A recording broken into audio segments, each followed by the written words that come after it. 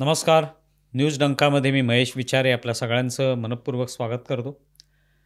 मित्रांनो, संतोष देशमुख हत्याकांडामध्ये आता महायुतीतले मंत्री धनंजय मुंडे यांचा राजीनामा घेण्यात आला आणि राजीनामा घेण्यात आल्यानंतर गेले काही महिने जी सातत्याने मागणी होत होती त्यावर एक प्रकारे निर्णय झाला आणि धनंजय मुंडे मंत्रिमंडळातून आता बाहेर काढण्यात आलेले आहेत. आता हे सगळं झाल्यानंतर आपण पाहतोय की 9 डिसेंबरला ही सगळी घटना घडली. तेव्हापासून हे प्रकरण जे ते महाराष्ट्रामध्ये एकूणच संताप जो आहे समाजामध्ये असलेला, बीडच नव्हे तर एकूणच महाराष्ट्रामध्ये याविषयी प्रचंड संताप आणि राग आपल्याला दिसून येत होता. आणि याचं कारण होतं ते म्हणजे संतोष देशमुख यांची झालेली निर्घृण हत्या. त्याशिवाय खंडणीचं प्रकरण असेल, पण त्यासाठी एका व्यक्तीला अशा पद्धतीने मारणं याविषयी सर्वसामान्य लोकांमध्ये प्रचंड राग होता. आणि त्यामुळे या प्रकरणात जे कोणी दोषी आहेत त्यांच्यावर कठोर कारवाई व्हायला पाहिजे, त्यांना पकडण्यात आलं पाहिजे, यासाठी लोकांचा आग्रह होता. पण आपण पाहिलं या सगळ्या प्रकारामध्ये सुरुवातीपासून आष्टीचे आमदार सुरेश धस यांनी बाजू लावून धरली. हे सगळं आंदोलन जे आहे ते एक प्रकारे त्यांनी कुठेतरी ते लीड करतायत, कुठेतरी ते आघाडीवर आहेत या सगळ्या आंदोलनामध्ये, की जेणेकरून याचा कुठेतरी निर्णय लागावा. मुंडेंचा राजीनामा हा एक त्यातला भाग झालाच, पण त्यातले जे आरोपी आहेत त्यांना पकडलं जावं आणि त्यांच्यावर वेगवेगळ्या पद्धतीचे अशी कलमं लावण्यात यावी जेणेकरून त्यांना कोणताही सुटण्याचा मार्ग प्राप्त होणार नाही. अशी सगळी तयारी जी आहे ती सुरेश धस आपल्याला करताना दिसून आली. अनेक ठिकाणी ते वेगवेगळ्या आंदोलनांमध्ये बोलताना आपण पाहिले, वेगवेगळे पुरावे देताना आपण पाहिले. आणि ते सुद्धा पुरावे केवळ तोंडी नव्हते तर कागदोपत्री पुरावे ते देताना आपण पाहिले. मग मीडियासमोर जाऊन वारंवार त्यांनी हा विषय लावून धरला. कधी मुख्यमंत्री देवेंद्र फडणवीस यांना भेटले, कधी अजित पवारांना सुद्धा भेटले, की त्यांनी धनंजय मुंडे यांचा राजीनामा घ्यावा. या दृष्टीने सुरेश धस वारंवार हा प्रयत्न करताना दिसले.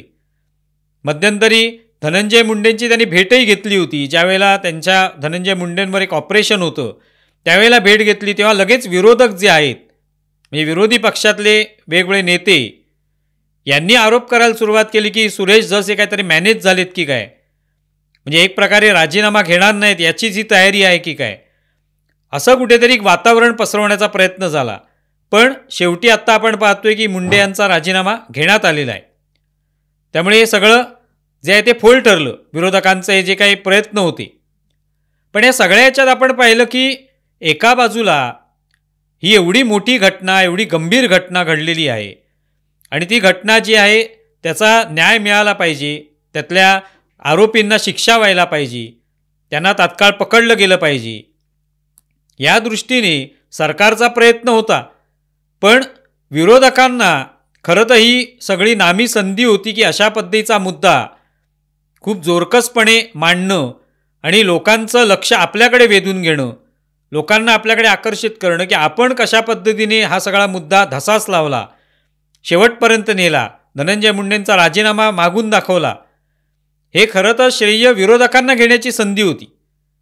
म्हणजे फक्त विरोधकांना, अनेक लोक विरोधकांपैकी सुद्धा ह्या मागण्या करत होते. पण ज्या पद्धतीने सुरेश धस किंवा त्याच्याबरोबरच अंजली दमानिया असतील, पण अंजली दमानिया जे आहेत ते काय राजकीय कुठल्या पक्षाशी संबंधित नाही आहेत. इथे सुरेश धस यांचं नाव घेण्यामागचं कारण काय की ते काय विरोधी पक्षातले नाही आहेत, पण तरी देखील ते पुढाकार घेत आहेत आणि त्यांनी हा सगळा पुढाकार पहिल्यापासून घेतला. मैदानात ते उतरलेले आपल्याला पाहायला मिळत आहेत. केवळ कुठेतरी आरोप करतायत, एखाद्या एक्सवरनं काहीतरी पोस्ट करतायत, इथपर्यंत त्यांचा विरोध नव्हता किंवा त्यांच्या मागण्या नव्हत्या, तर ते मैदानात उतरलेले दिसले. आणि त्यातून आपल्याला पाहायला मिळालं की विरोधक हे त्यांच्यासमोर कुठेतरी निष्प्रभ झाले. कुठेतरी विरोधक हे मागच्या फळीमध्ये आहेत आणि ते पुढे येतच नाही आहेत.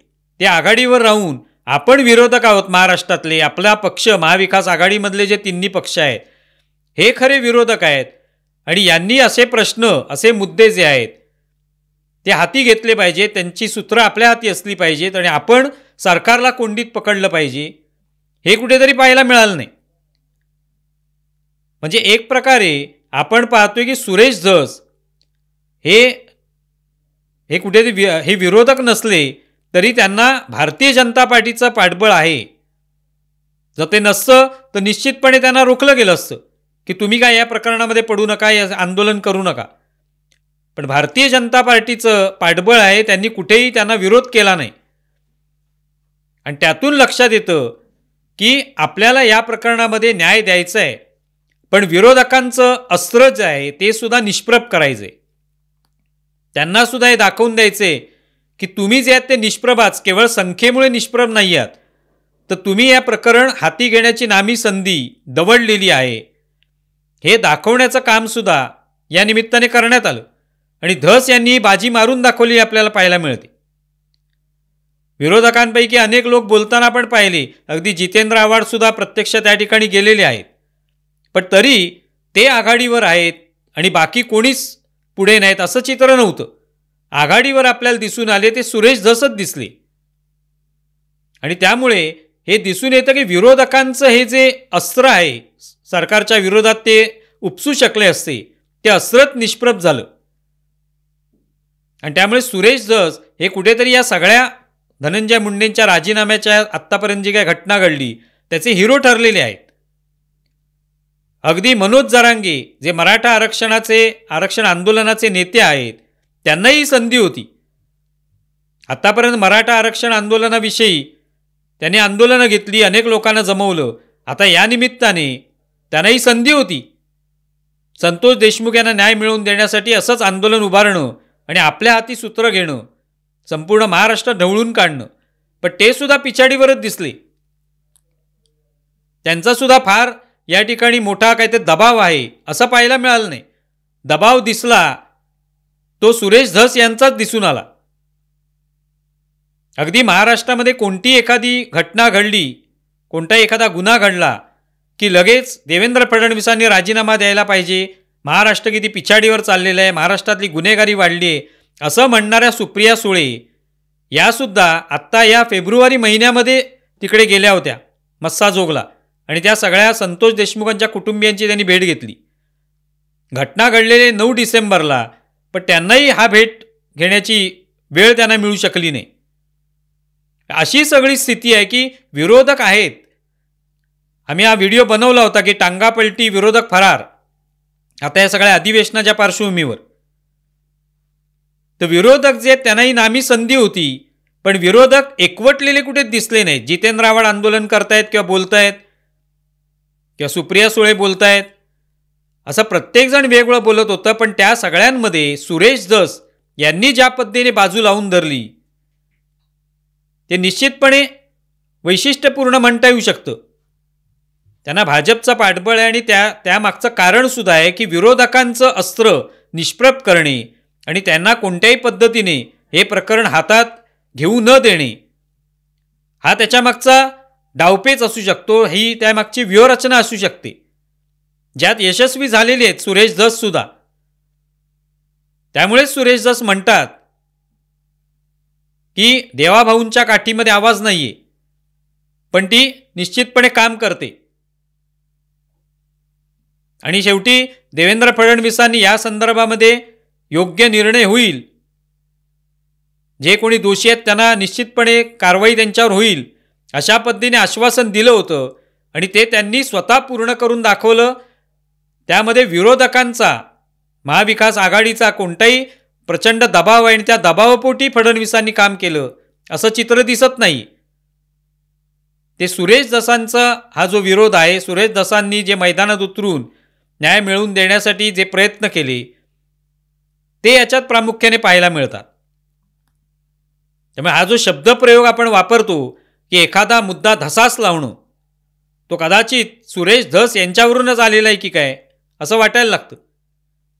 पण त्यांनी हे करून दाखवलेलं आहे आणि ते या सगळ्या धनंजय मुंडेंचा राजीनामा मिळवण्यापर्यंत त्यांनी हे जे लावून धरलं प्रकरण, त्याचे ते हिरो ठरलेले आहेत.